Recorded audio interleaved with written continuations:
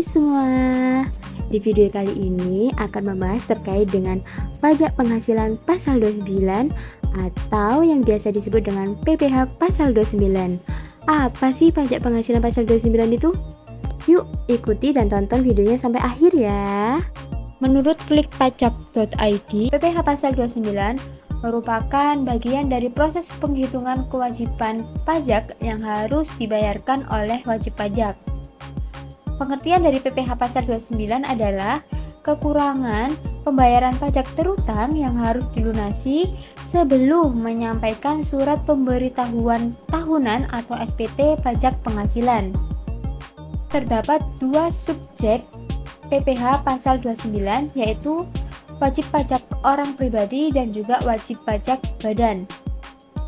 Pajak terutang PPh pasal 29 kurang bayar umumnya terjadi pada wajib pajak pribadi maupun badan karena memiliki penghasilan dari usaha atau pekerjaan bebas yang penghasilannya dapat berubah selama setahun. Adapun yang menjadi objek pajak penghasilan pasal 29 yaitu pemotongan pajak penghasilan pasal 21 atas penghasilan dari pekerjaan, jasa, dan kegiatan, pemungutan PPh pasal 22 atas penghasilan dari kegiatan di bidang impor atau kegiatan usaha di bidang lain, pemotongan PPh pasal 23 atas penghasilan berupa dividen, bunga, royalti, sewa, hadiah dan penghargaan, dan imbalan jasa. Pembayaran PPh pasal 24 atas penghasilan dari luar negeri yang boleh dikreditkan. Pembayaran PPh pasal 25 yang dilakukan oleh wajib pajak itu sendiri. Dan yang terakhir adalah pemotongan pajak penghasilan pasal 26 atas penghasilan. Dapat disimpulkan bahwa pajak penghasilan pasal 29 merupakan PPh kurang bayar yang diketahui pada saat melakukan serangkaian proses pelaporan SPT tahunan PPh setelah mengurangkan pajak terutang tersebut dengan objek pajak PPh pasal 29. Nah, setelah mendengar penjelasan singkat mengenai PPh pasal 29, yuk kita langsung aja ke tata cara perhitungan PPh pasal 29.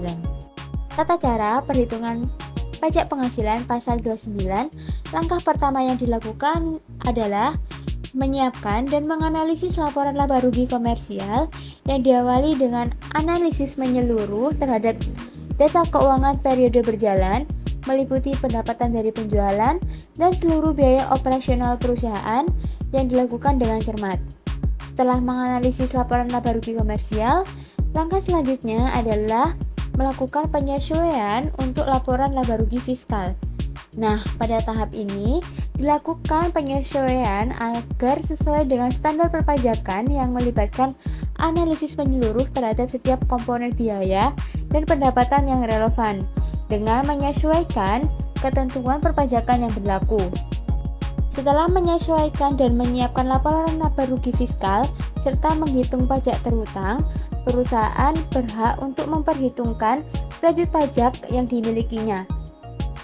Kredit pajak ini merupakan pengurang pajak yang diperoleh dari berbagai sumber dan memiliki tarif serta ketentuan pajak yang berbeda-beda. Setelah mengurangkan kredit pajak dari pajak penghasilan terutang, hasilnya adalah nominal akhir yang menunjukkan jumlah pajak yang masih harus dibayar atau kurang bayar yang disebut dengan PPh pasal 29.